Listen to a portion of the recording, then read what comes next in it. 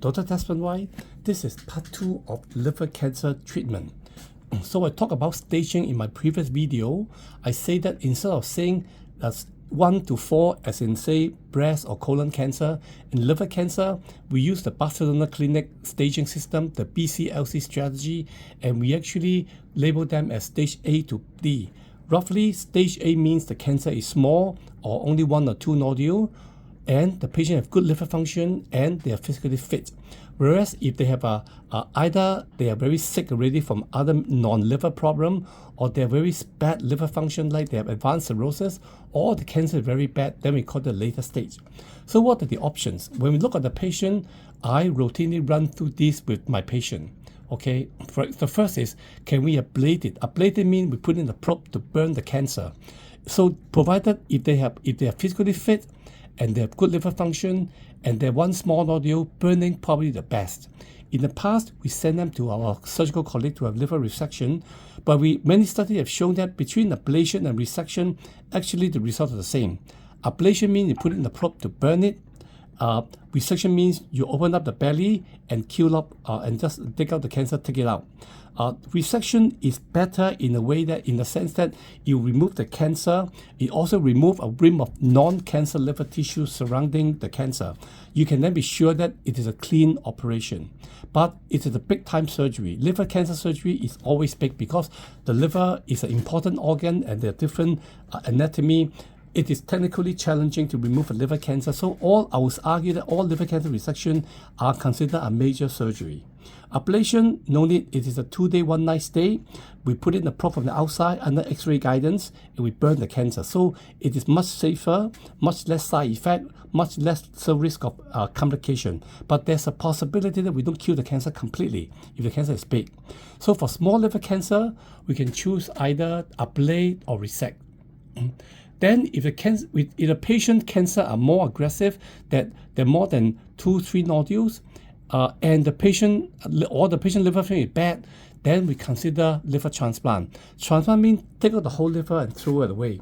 It's particularly good for patients with not so bad liver cancer, but poor liver function.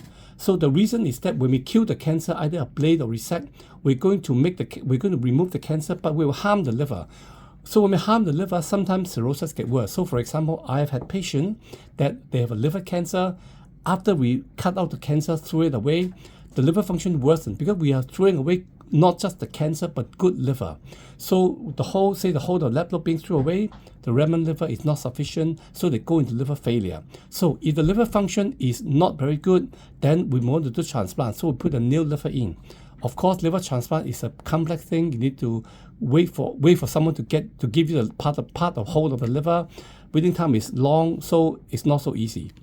In between, we have a condition called TACE, T-A-C-E. That means we put in, it stands for transarterial chemoembolization.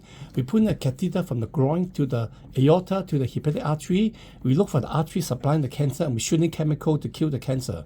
We then block out the blood supply of the cancer. So we kill the cancer and we starve it to death. So it is a good treatment, but there are some side effects. And because it's shooting the cancer therapy from the artery supplying the cancer, it may not kill the cancer completely. Resection, ablation, we have a higher chance of getting on transplant. Even we have a higher chance to take out the whole cancer, so they're better in cancer control. But TACE is better in the sense that it is a 2-day, 1-night procedure. They have some fever and tummy pain after that, but they are usually okay. There are not much side effects, so we consider TACE. And if they fail on the above, there's something what we call systemic treatment. So there are different types of systemic treatment. The standard treatment will be either atezolizumab with Avastin, and this is immunotherapy with an anti-angiogenic, with an antivascular therapy, and there are also other immunotherapy and systemic therapy to control the tumor. The good thing for them is that they don't need to cut, so there's less side effect. But the bad thing is immunotherapy has its own long set of side effects, and Avastin also got the whole bleeding complication, and all this treatment can control the cancer, make them grow slower or stop them from growing. The systemic therapy is unlikely to completely remove the cancer. Mainly surgery, ablation or transplant, you can completely remove the cancer. TACE, probably not, and systemic therapy will not completely remove the cancer. So the cancer can come back after a while. So that's not so good. And don't forget, at the end, we have something called BSC, that stands for Best Supportive Care. That means we don't actively control the cancer. We don't do surgery or give them treatment, because treatment may make the liver worse or make the patient worse. We make them comfortable by controlling their ascites, by doing breast ligation to prevent them from bleeding, from vomiting blood, give them medication when they have infection, etc. So they're also best supportive care. So when a patient comes in with liver cancer, the liver doctor, like myself or your liver doctor, will go through, or we first see which stage you're at. Look at how bad the cancer is, how bad the liver function is, and how fit you are. And then they will channel me in one of these approved, recognized treatment: ablation, resection, transplant, chemoembolization, systemic therapy, and sometimes we offer best supportive treatment. That means no active cancer treatment, but we make the patient comfortable.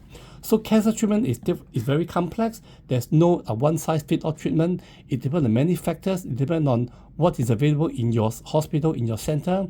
It depends also a lot on your doctor's experience, whether they're bad experience with this and that. So to sum up, see a liver doctor and your oncologist when you have liver cancer, and the decision sometimes is not so simple.